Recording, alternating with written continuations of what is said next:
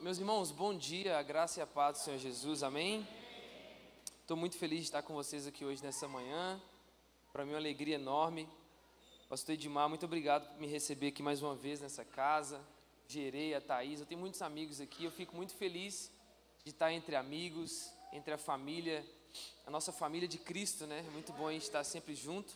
Eu queria compartilhar um pouco do Evangelho com os irmãos, amém? Abra sua Bíblia no Evangelho de João, por favor, capítulo de número 1. Sou lá de Goiânia, congrego na igreja chamada Igreja Caminho da Fé.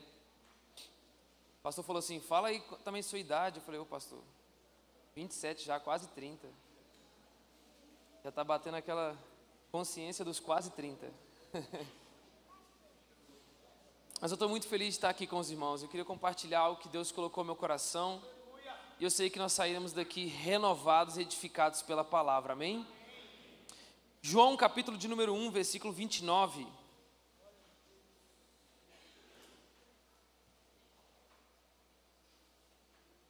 Na minha versão diz assim, ó.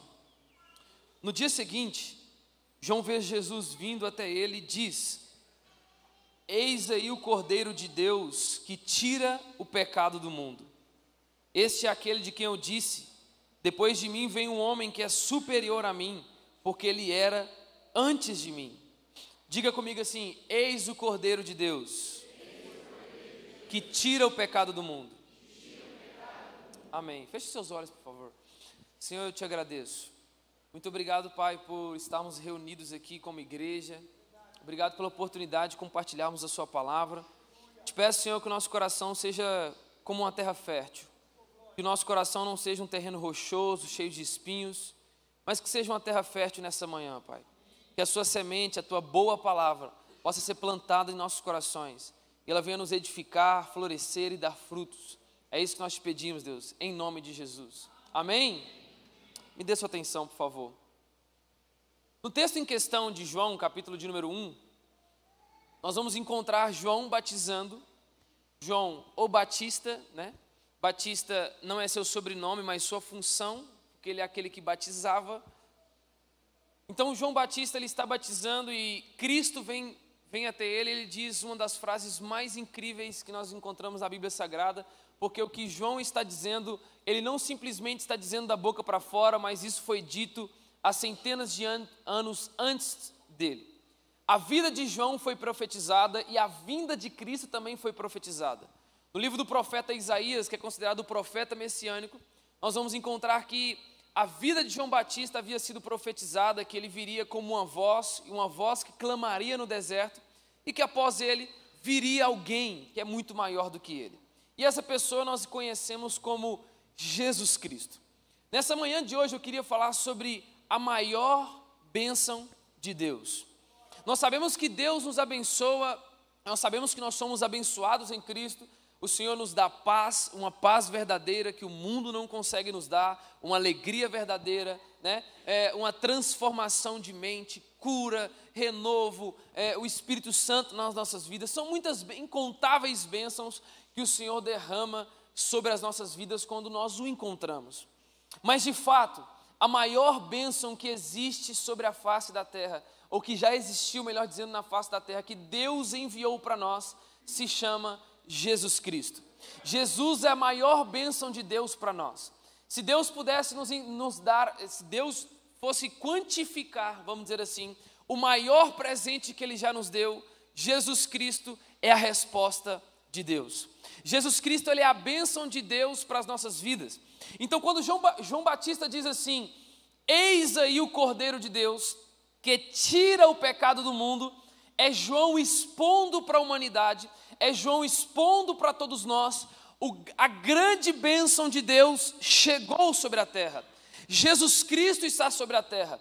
Eis aí o Cordeiro que vai ser levado ao matadouro. Não vai questionar, não vai abrir a sua boca, vai ser levado mudo. E ele será sacrificado. E através do seu sangue, do sangue derramado naquela cruz, é que nós estamos aqui hoje nessa noite para glorificarmos o nome do Senhor.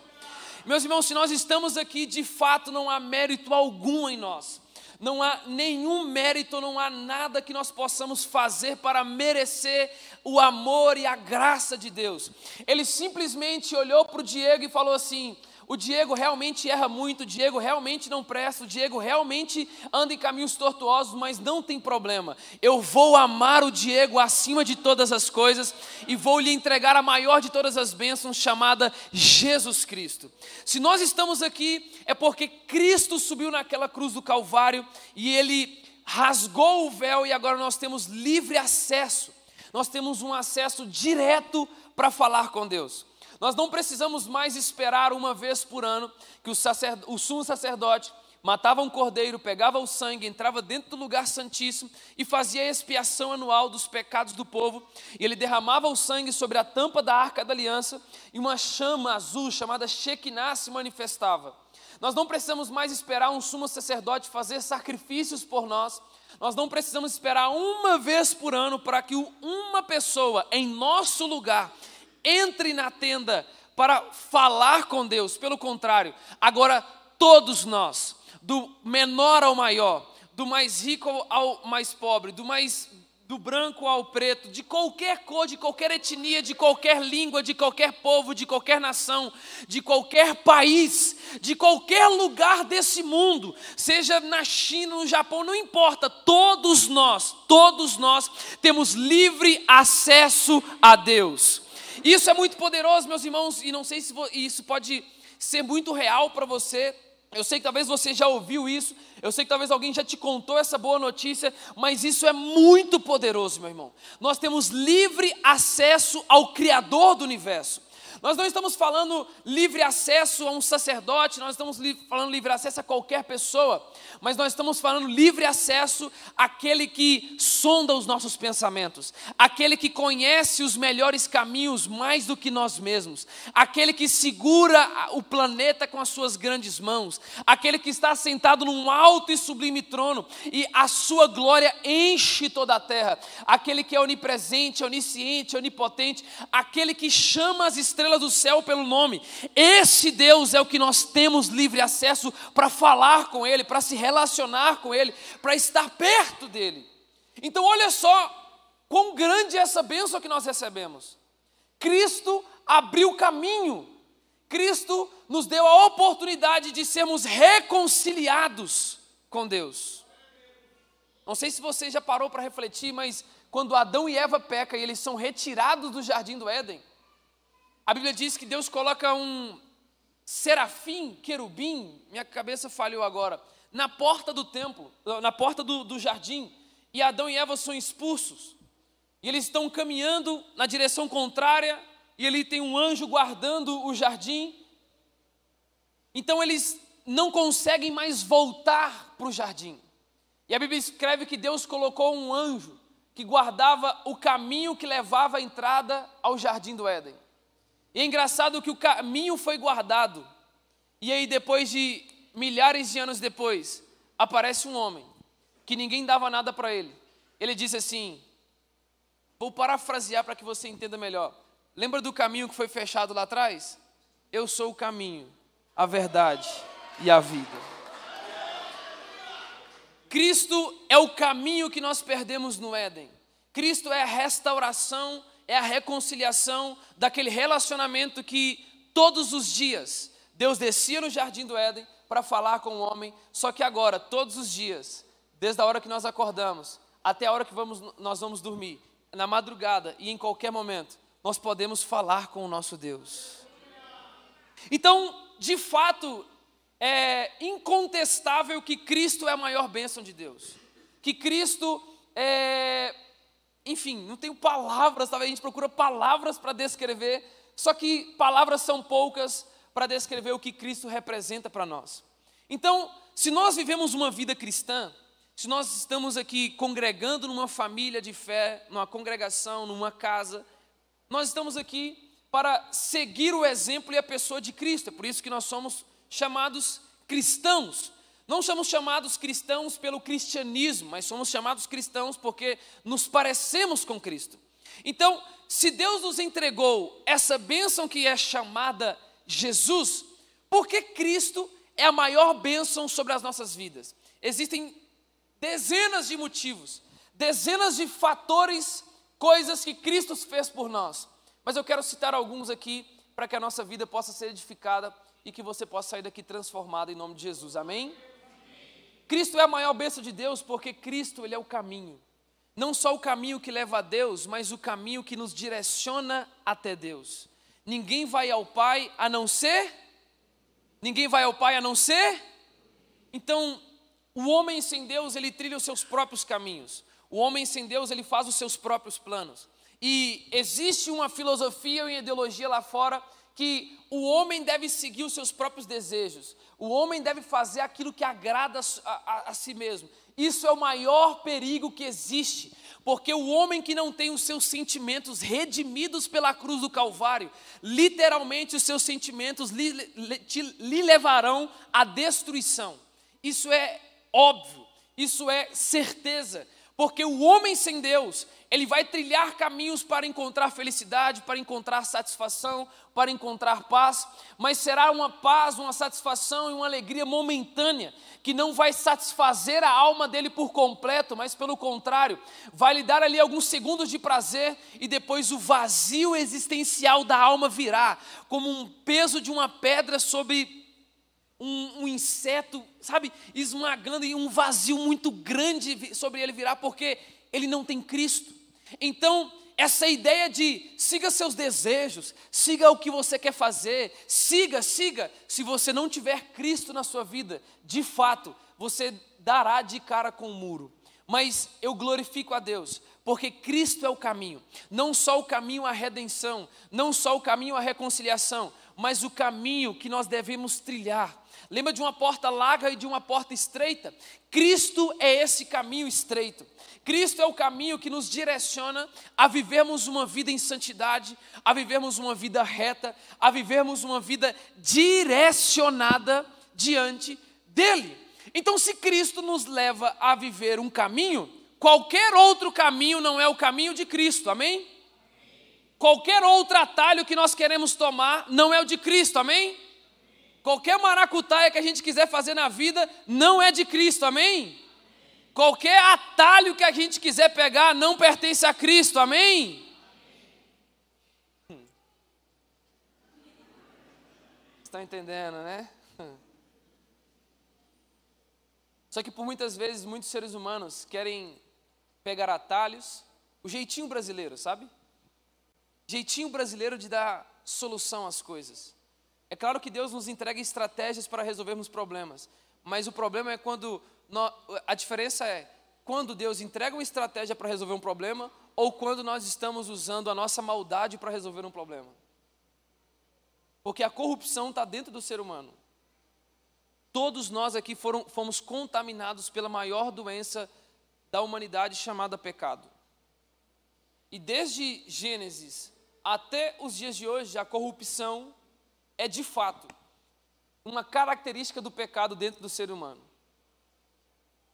Podemos observar isso, que o ser humano é tão corrupto e tão ingrato, que Deus liberta o povo do Egito, leva para o Egito, Moisés sobe para falar com Deus, Deus está falando. Irmão, imagina você no pé do monte, você olha para o monte, tem raio, fumaça, você sente a presença de Deus, um trem muito louco, e aí você vira para o pastor, fala, pastor Dimar, faz um bezerro para nós aí que, sei lá, a gente quer adorar um bezerro de ouro. Cara, você consegue imaginar isso? Deus fazendo coisas por eles no deserto e o povo olha para trás e fala, prefiro voltar para o Egito, porque lá eu prefiro as cebolas, eu prefiro estar lá. Deus coloca o povo sobre a terra, daqui a pouco o povo quer construir uma torre para chegar até o céu e ser como Deus. Deus promete uma terra prometida e todo mundo fala, né? Que maravilha! Caminhou pelo deserto, Josué entrou na terra prometida, glória a Deus, mas não sei se você sabe que depois que Josué entrou na terra prometida, as tribos foram separadas e foi o tempo mais escuro que existe em Israel. O livro de Juízes é considerado o tempo escuro, de trevas da Bíblia Sagrada, onde mais o povo caiu e se levantou, era assim, era literalmente, o povo caía, Deus levantava um juiz, julgava o povo se levantava, o povo caía de novo, levantava um juiz, o povo era julgado, se arrependia, caía de novo, era julgado, se arrependia. Coisas horríveis aconteceram no livro de Juízes. Assassinatos, esquartejamentos, você encontra de tudo. Porque a corrupção humana está dentro do homem. A corrupção está dentro do homem desde o jardim do Éden. Mas Cristo é a maior bênção de Deus, porque através do sangue de Cristo, meus irmãos, nós encontramos a vereda da justiça, o caminho reto, o caminho que nos leva até Deus. Nós não precisamos mais de atalho, porque o nosso caminho se chama Jesus Cristo. E Jesus é completamente suficiente para nos ajudar. Cristo é a maior bênção de Deus, porque Cristo não só morreu na cruz, como nos entregou uma cruz. Diga para quem está do seu lado assim: você tem uma cruz. Todas as vezes que o nosso eu fala alto demais, é porque a cruz foi abandonada. Porque, meus irmãos, se nós andarmos a nossa vida cristã sentindo o peso do Calvário nos nossos ombros, de fato, não haverá espaço para a vaidade, não haverá espaço para o ego, não haverá espaço para o nosso próprio eu, porque a nossa carne estará morta para que Cristo possa viver em nós. Então, um cristão sem cruz, de fato, não é um cristão, é um simpatizante da religião cristianismo.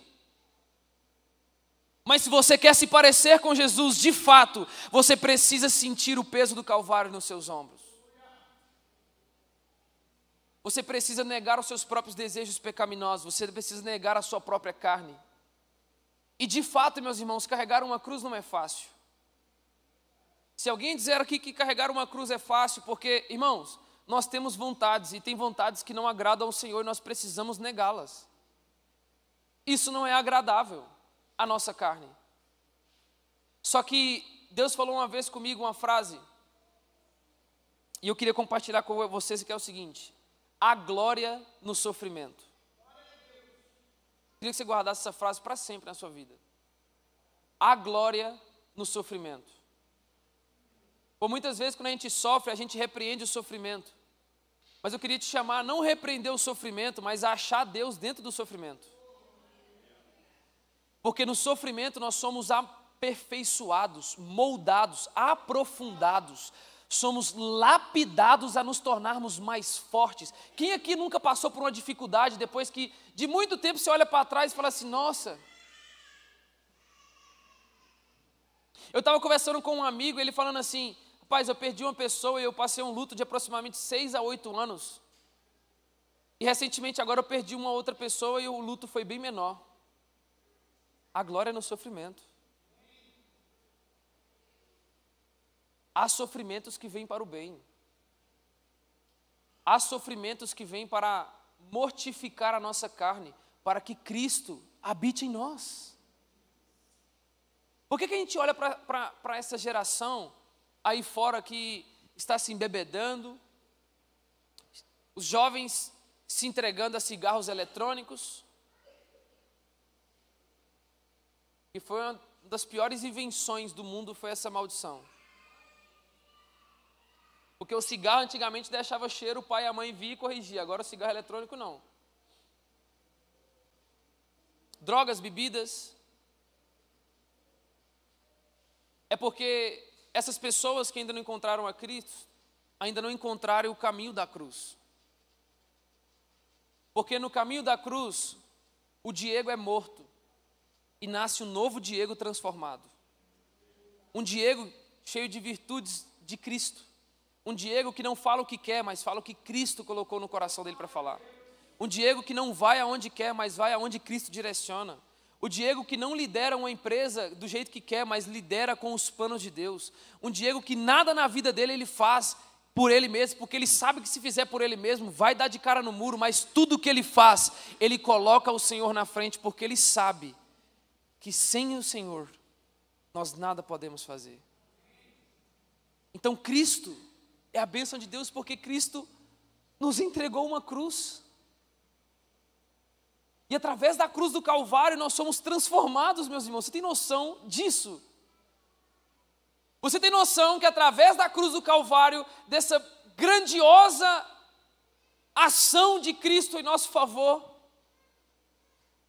nós fomos salvos. Eu vou dizer de novo para você dar um glória a Deus, sabe? Nós fomos salvos. Você tem noção do que é ser salvo? Irmão, você está andando na rua e vem aquele pinche, né? Aqueles cachorros não são bem, irmão. Tem que ser estudado aquele cachorrinho. Pequenininho, bravo. Ele vem morder sua canela e alguém te salva. Aí você fica, nossa, obrigado, me salvou de um pinche. Vou melhorar o exemplo, né? Porque um pinche é menos perigoso, né? Você vai atravessar a rua, você não vê um carro andando, alguém te puxa. Aí você fala, nossa, muito obrigado, salvou minha vida. Cristo não te salvou só de uma dor ou só de uma morte. Cristo te salvou da ira de Deus, do inferno, da eternidade, no castigo eterno. Então toda vez que o pastor estiver aqui e ele falar assim, Cristo nos salvou, é o motivo para nós darmos o nosso maior glória a Deus. Porque não fomos salvos de qualquer coisa, mas fomos salvos para a vida eterna.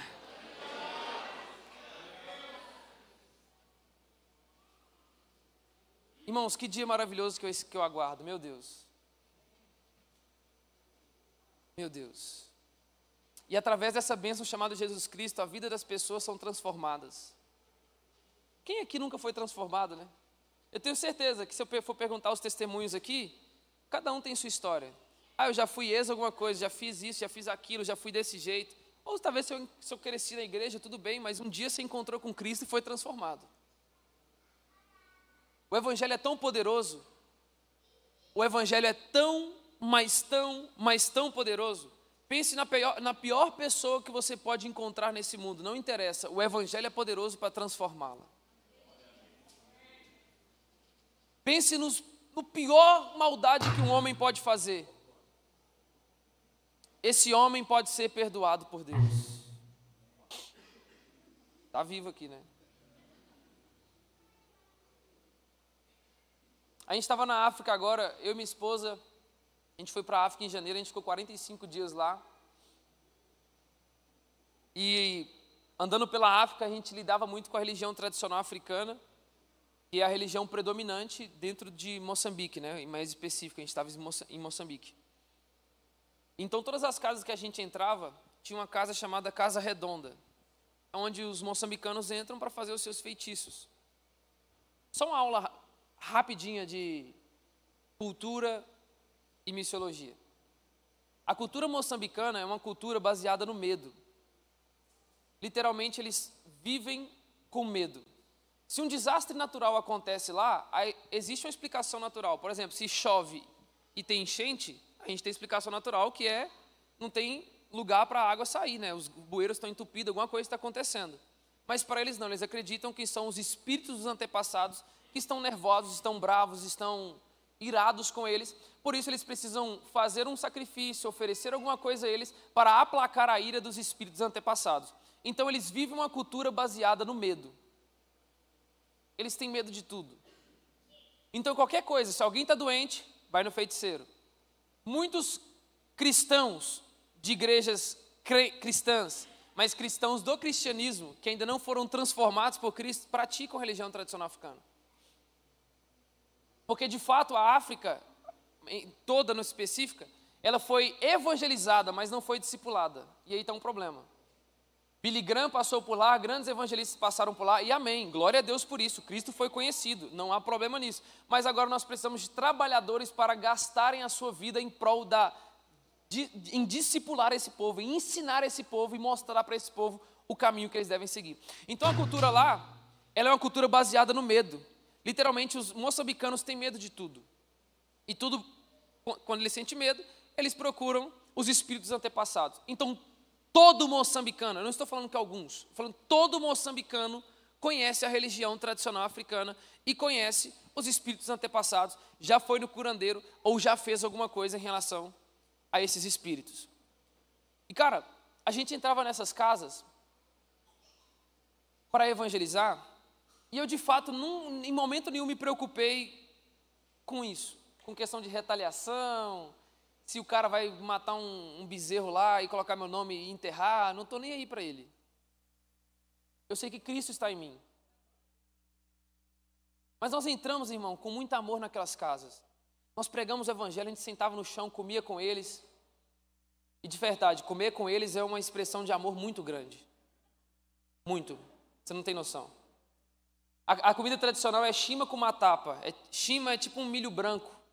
E matapa é a folha da mandioca. Então você pensa, que delícia, um caldo de shima, né? Um caldo de folha de mandioca com um milho branco sem sal. Ficava maravilhoso.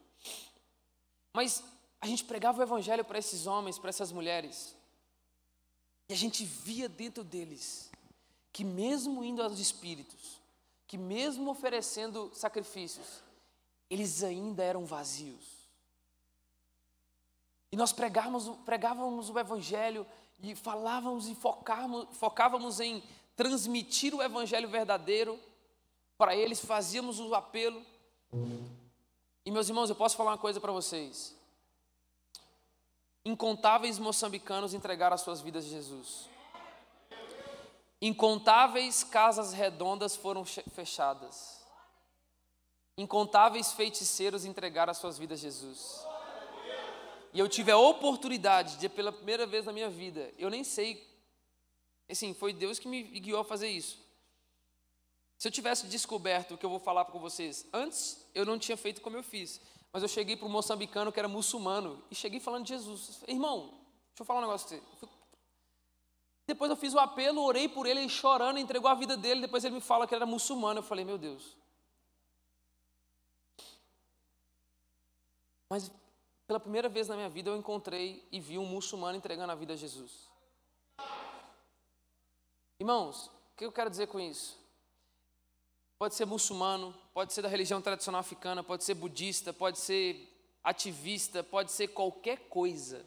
O evangelho é poderoso para transformar toda e qualquer pessoa, de qualquer tribo, língua, povo e nação. O evangelho é poderoso. Amém, meus irmãos?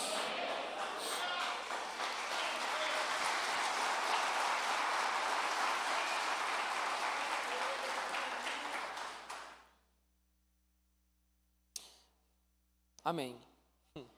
Achiquembo Chico Catequise Uena. Deus abençoe vocês. Em Xangana, que é o dialeto de Moçambique, ali de Maputo. Então o evangelho é poderoso para transformar vidas, para nos direcionar a um caminho. O evangelho e Cristo é a maior bênção.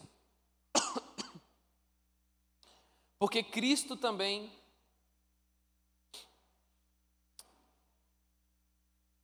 é a maior pedra de tropeço de Deus para nós. Como assim, Diego? Cristo, por muitas vezes, ele se torna a nossa pedra de tropeço. Só que a gente não tropeça para fora, a gente tropeça para dentro. Enquanto você está andando no caminho e o mundo te oferece várias coisas e você tropeça e cai fora do caminho, com Cristo é o contrário. Você está caminhando, você começou a sair da linha, aí Cristo te faz tropeçar para dentro. Quem nunca viveu processos com Deus? Quem nunca já passou problemas, dificuldades, uma doença, um problema financeiro, enfim, N fatores. Tudo isso é Cristo nos amoldando. Porque todas as coisas cooperam para o bem daqueles que amam a Deus. Então, todas as vezes que nós estivermos saindo do caminho, Deus é poderoso para estender a sua mão e falar, ei, volta para esse caminho. Então, Cristo, Ele nos faz tropeçar para dentro. Por que eu estou falando isso com vocês? Porque muitas pessoas, muitas vezes, acreditam estar no caminho, mas não estão no caminho. Muitas vezes nós acreditamos estar em Cristo, mas nós precisamos rever as nossas atitudes mediante o que está diante dos nossos olhos. Eu vou dar um exemplo que eu dei ontem sobre a minha vida, tá bom? É a minha vida. Se você quiser aplicar na sua vida, amém. Mas eu sei que você vai aplicar. Eu lembro que eu comecei a pregar com 15 anos. 15 anos eu cheguei para o meu líder de jovens e disse assim, irmão, quero pregar. Ele falou, você quer pregar? Eu falei, quero pregar. Deus falou comigo, eu vou pregar, eu quero pregar. Fiquei esperando ninguém me dar o poder. Eu falei, irmão, quero pregar. Comecei a pregar muito jovem e isso, sei lá, Deus começou a me levar a lugares, viagens, cidades, estados. Mas eu lembro que eu era bonitinho pregando, né? Eu usava até uma roupinha social, assim, bonitinho, pregava, aquela coisa bonita. Mas quando eu chegava em casa, eu desrespeitava minha mãe. Tem alguma coisa errada com o evangelho. Eu era líder de jovens também, liderava os jovens. E, gente, quantos jovens foram convertidos a Jesus? Tinha dia que a gente ia fazer ações, que a gente saía para a rua meia-noite e voltava às 6 da manhã. Que a gente sentava com os moradores de ruas, passava a noite inteira conversando com eles e pregando o evangelho. Fazia culto com eles na rua, sentado lá na rodoviária, em vários lugares. Mas quando eu ia para a escola, eu não era cristão. Tem alguma coisa errada com o evangelho que eu vivia? Ou tem alguma coisa errada comigo que não vivia o evangelho? Você acha mais fácil que o erro estava em mim ou estava no evangelho que é perfeito? Por que eu estou dizendo isso? Porque nós precisamos e devemos nos parecer com Jesus, amém? Só que se parecer com Jesus não é só estar frequentando a igreja Nazareno, estar aqui com o pastor e glorificando a Deus, ofertando, participando e tudo mais. Ser igreja é também ser lá fora. E a pergunta que eu deixo para a sua reflexão, e quem sou eu para acusar ou apontar o dedo a alguém, como eu estou dizendo para vocês, eu estou falando sobre a minha vida, mas eu deixo a reflexão, quem somos nós aqui dentro e quem somos nós lá fora?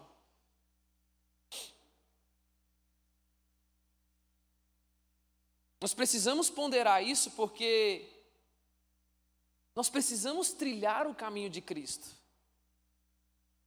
E por muitas vezes eu esbarrei muitas coisas que, sabe quando você passa por alguma coisa e depois você fala assim, nossa, parece que eu estou muito mais próximo de Deus. Você sabia que tem problemas, adversidades e desertos que são colocados na nossa vida simplesmente para nos aproximar mais de Deus? Como eu disse, a glória é no sofrimento. Então, o que Deus quer de nós, e eu sei que, como eu disse, estou falando sobre a minha vida, Deus quer de nós que nós vivamos uma vida cristã saudável. O que é uma vida cristã saudável? Que nós participamos do corpo de Cristo, mas somos o corpo de Cristo lá fora. E eu fiquei muito feliz quando eu vi que vocês vão fazer uma viagem missionária para Itaúbim. Eu sou do Vale de Jequitinhonha, minha família inteira é do Vale de Jequitinhonha. 1h30 à frente tem a cidade chamada Almenara. Eu fico feliz de vocês irem lá. Eu sou de Minas Gerais. Almenara, Itaúbim, o Vale de Jequitinhonha é uma das regiões mais pobres do Brasil. Mais necessitadas do Evangelho também. Isso é ser igreja. Mas sabe o que era interessante? É que mesmo eu pregando o Evangelho, eu sendo muito retinho, muito certinho e tudo mais, em casa meu pai e minha mãe me conheciam. E mais profundo ainda, Deus sempre me conheceu. Então máscaras a gente usa só aqui dentro. Diante de Deus não tem como, meus irmãos.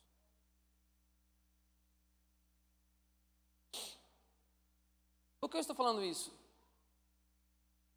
Porque Cristo, Ele é a maior bênção de Deus para nós, amém?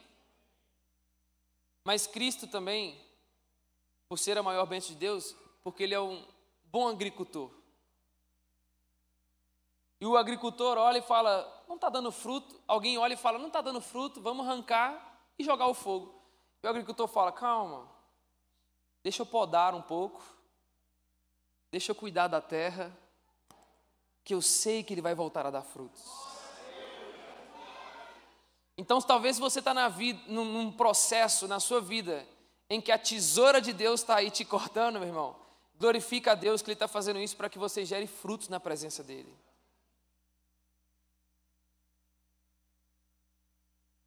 Amém? Ficou um clima pesado, meu irmão ficou assim, olha, tudo me olhando. Então, o que João Batista, e eu encerro falando, diz que eis aí o Cordeiro de Deus que tira o pecado do mundo. Cristo é a maior bênção de Deus para nossas vidas, porque Cristo abriu para nós, ou melhor dizendo, nos mostrou a todos nós qual será o nosso destino, e esse destino é a eternidade. Amém? Um cristão que vive a sua vida sem desejar a eternidade, existe alguma falha na compreensão dele em relação ao Evangelho. Porque não vivemos essa vida para juntar tesouros nessa terra, e muito menos para juntarmos coisas terrenas, mas vivemos essa terra cuidando daquilo que Deus nos entregou,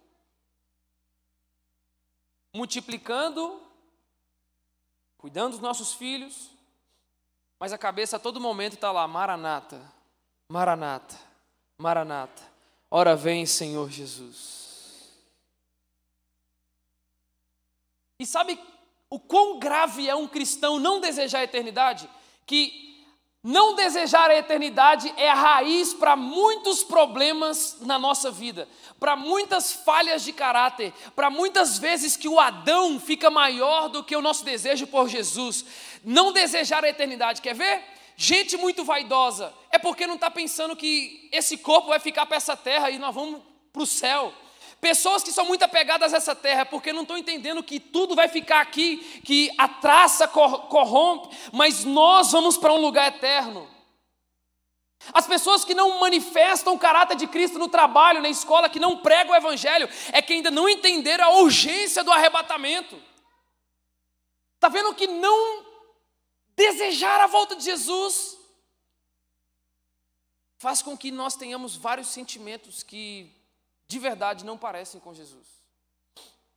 Mas o desejo da minha vida nessa manhã é que eu possa sair daqui, que você tenha entendido que Cristo é a maior bênção de Deus sobre as nossas vidas, que Ele é o caminho, que Ele é aquele que traz cruz, que é aquele que poda, que é aquele que nos direciona, que é aquele que nos puxa de volta para o caminho, mas também é aquele que coloca em nossos corações um fogo ardente e desejoso, posso dizer, Maranata, ora vem, Senhor Jesus. Que glorioso dia, meus irmãos, imagina. Num piscar, num abrir e fechar de olhos.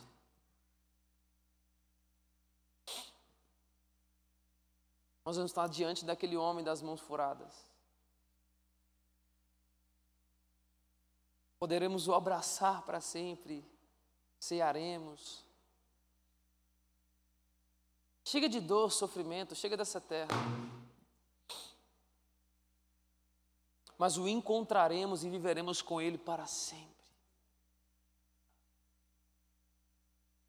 Meus irmãos, de verdade, Jesus está voltando.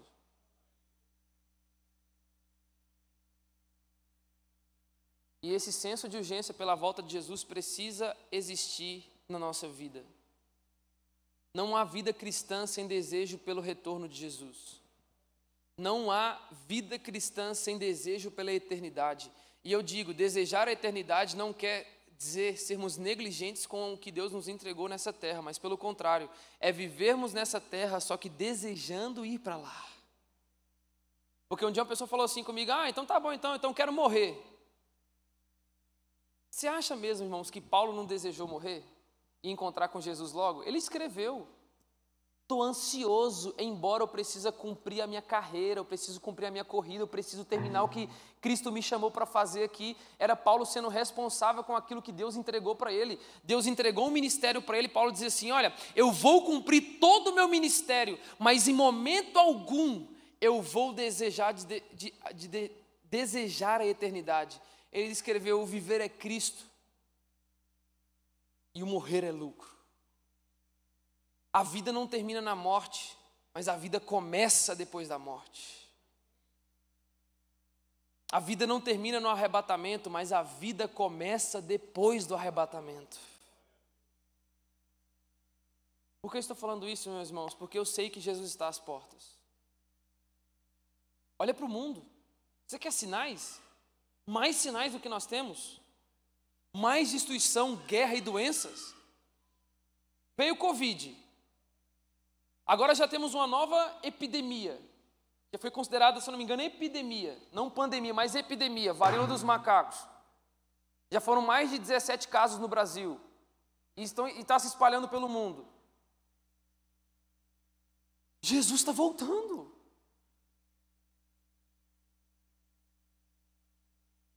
E isso não é motivo para termos medo, mas é motivo para abrirmos um sorriso no rosto e dizermos glória a Deus. O som está de mal de mim, né, pastor? Está bravo. Aí, ó. Vou parar agora. O pastor colocou esse sonzinho aí para quando tem que parar, aí já vai apitando, né, pastor? O tempo está acabando, Cristo é a maior bênção de Deus para as nossas vidas. Eu queria trazer essa consciência para você nessa manhã. Eu sei que você já sabe disso, mas eu queria refrescar sua memória. Mas eu queria terminar dizendo: a eternidade é real. Não temos tempo para brincar, irmãos. Não temos tempo para brincar de ser cristão ou não. Brincar de não, irmãos. Vamos entrar para a arca. Porque depois que a porta fechar, o negócio fica feio. Vamos atentar os nossos corações para Cristo. Vamos gastar tempo com aquilo que é eterno. Vamos doar a nossa vida por aquilo que realmente vale a pena. Eu estava brincando com os jovens ontem, conversando com eles, na pregação falei uma coisa, eu quero citar para os irmãos aqui, mas de forma alguma eu só quero trazer uma reflexão. Eu perguntei para eles aqui, quem já assistiu uma série da Netflix? Levante a mão. Você já assistiu? Irmão, não é pecado assistir a série da Netflix, não. Eu já vi várias, tá? Não tem problema, calma. Não estou acusando ninguém. Você viu, né? Então você está... Não, calma. E eu brincando com os jovens, foi uma brincadeira. É claro, gente, que essas coisas são complicadas de se comparar, porque existem N momentos para determinadas coisas acontecerem, mas eu só fiz por senso de comparação. Só entenda a reflexão, tá bom? Quantas horas nós já passamos assistindo uma Netflix? Será que nós já passamos mais horas do que passamos na Netflix lendo a Bíblia? Será que nós passamos mais tempo consumindo o entretenimento que traz prazer momentâneo? Ou será que passamos tempo consumindo palavras de vida eterna? Nosso senso de eternidade precisa mudar. Desde quando eu fazia faculdade de engenharia elétrica, eu era infeliz, aí eu saí da faculdade de engenharia elétrica, fui fazer teologia, formei e encontrei minha vida. Eu nasci para isso. Eu entendi que eu nasci para isso. Para ensinar, eu amo ensinar. E desde então eu venho estudando teologia.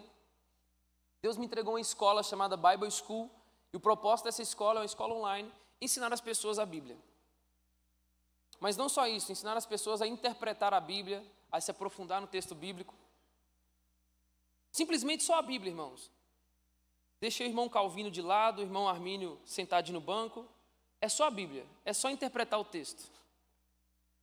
E é engraçado que muitos alunos mandam perguntas que eu fico assim... Eu tenho diversos alunos, que nunca leram o Antigo Testamento. Que eu falei com eles assim, Pentateuco, ele falou, Penta o quê? É título? Eu falei, não é título da Copa do Mundo. São os 5 primeiros livros da Bíblia. Ah, mas é porque a gente está na Nova Aliança, por isso eu não leio o Antigo Testamento. Ah, então vou mandar fazer uma nova Bíblia para você, só se for. A Bíblia é um livro completo. Tanto o Antigo quanto o Novo, nós encontramos ensinamentos, vida eterna, caminho, direcionamento, cajado. E eu fui pesquisar. Eu vou terminar falando isso, irmãos, prometo. Eu fui pesquisar 7 em cada 10.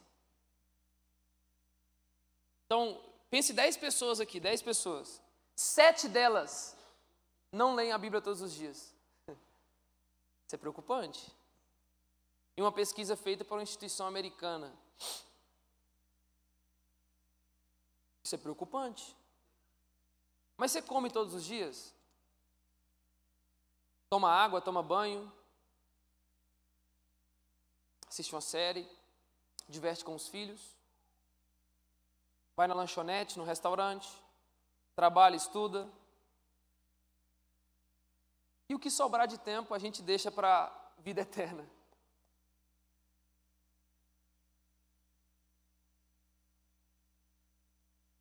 Então, que o senso da eternidade e a urgência da volta de Jesus traga em nós uma paixão pela leitura bíblica. Uma paixão de chegar assim, pastor, um culto de ensino na semana está pouco, eu quero é 3. Amém, irmão. Pastor, vou abrir um grupo de ensino aí, o senhor me ajuda. Pastor, eu quero ler a Bíblia toda. Pastor, eu quero fazer isso. Cara, sangue no olho para ler a Bíblia. Para orar. Para estar aqui adorando ao Senhor, para evangelizar, para fazer missão, tudo isso é resposta do senso de urgência da eternidade. Irmão, você pode ver, cristão que não ora, que não tem tempo com Jesus, pode ter certeza que ele não está esperando Jesus voltar, não. Cristão que não frequenta um corpo, que não está na igreja, pode ter certeza, irmão, que ele não está esperando Jesus voltar. Aqueles cristãos que quando às vezes o pastor fala assim, irmãos, vamos levantar agora uma oferta para abençoarmos o missionário tal. Aí o irmão fala, misericórdia, ofertar para missões? Vou comer um lanche depois do culto.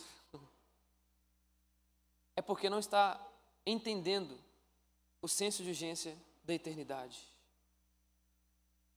E nos últimos dias o evangelho do reino será pregado a todos os povos, tribos, línguas e nações, e então virá o fim. Mateus 24, 14.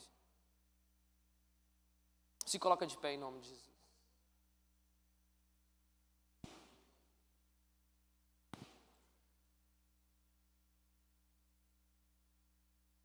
Cristo é a maior bênção de Deus para as nossas vidas, amém? Nele nós encontramos o caminho, o direcionamento, o cajado, a cruz e a vida eterna. Para que precisamos de algo mais? Não, por isso Cristo é suficiente, irmãos. É por isso que o índice de pessoas viciadas em drogas, o índice de pessoas que são viciadas em drogas, que começaram por uma droga e já estão na 5ª diferente, é muito grande. A maioria dos viciados nunca são viciados só na mesma. Ele começou em uma, foi para outra, foi para outra e foi para outra. Por quê? Porque uma não trouxe satisfação, a outra não preencheu, na outra ele continuou vazio, na outra ele continuou cabisbaixo. Mas Cristo é tão suficiente e basta um encontro só. Basta apenas um levantar de mãos e abrir o nosso coração e dizermos assim, Jesus, entra na minha vida. Nós nunca mais seremos os mesmos, meus irmãos. Eu sei que eu estou falando para uma igreja madura, para irmãos maduros. Mas vale lembrar que Cristo é suficiente a todo momento. Cristo é a direção, meus irmãos. Qualquer outra direção que não passe pelo filtro chamado Cristo nos levará a um caminho ruim.